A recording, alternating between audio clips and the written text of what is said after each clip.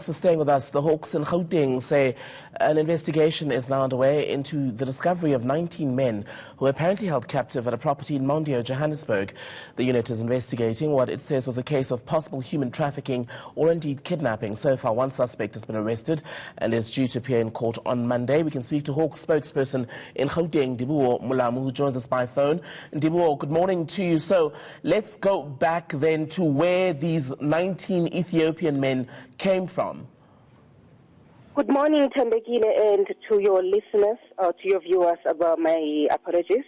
Tembekile, it is suspected that these men who were rescued yesterday at a dwelling in Mondeor yesterday are apparently from Ethiopia, and they were taken to a place of safety. Unfortunately, at the moment, we are still looking for any documentation which can positively identify their citizenship to either their country or any other where they belong. But at the moment, we can safely say they are safe where they are. Do we know how they found themselves in Johannesburg? Were they lured here by the man who's in custody, who we know is also Ethiopian?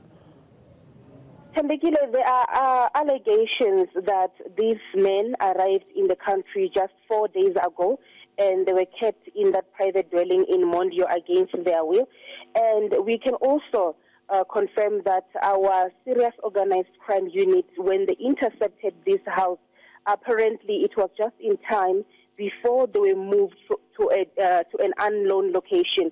So we did a very great job by rescuing them before they could be taken anywhere else, where we are not sure at the moment what kind of criminal activity that would have been used against them. And this, as you're saying, is the early stage of your investigation. I'm curious about whether South Africa as a whole was their final destination or just a port ahead of them being taken to another country possibly. We cannot confirm that, but we are certainly not sure. At least at the moment, we can say they will be returned back to their country safely. And this man who's been arrested, also Ethiopian, like I said earlier, do you suspect that he was working with a bigger ring of people? Any information? The man that we arrested yesterday is expected to appear before the Boyden's Magistrate Court, and we are still investigating this matter. We are still expecting more arrests since we suspect this could have been a syndicate-driven operation. More broadly then, Dibuo, do you find yourselves as the Hawks in Gauteng dealing with such cases, even if it's not at numbers as great as 19, but is human trafficking a particular concern for you in this part of the country? Tembekile, I'm struggling to hear what you're saying. It's a little bit windy where I am. I'm sorry about that. Let me try that question again, Dibuo. I was asking if the issue of human trafficking is one that you as the Hawks are finding yourselves having to deal with quite often, especially in Gauteng. Unfortunately, we are in a country where most people want to come and explore, the economy-wise and so forth, but they neglect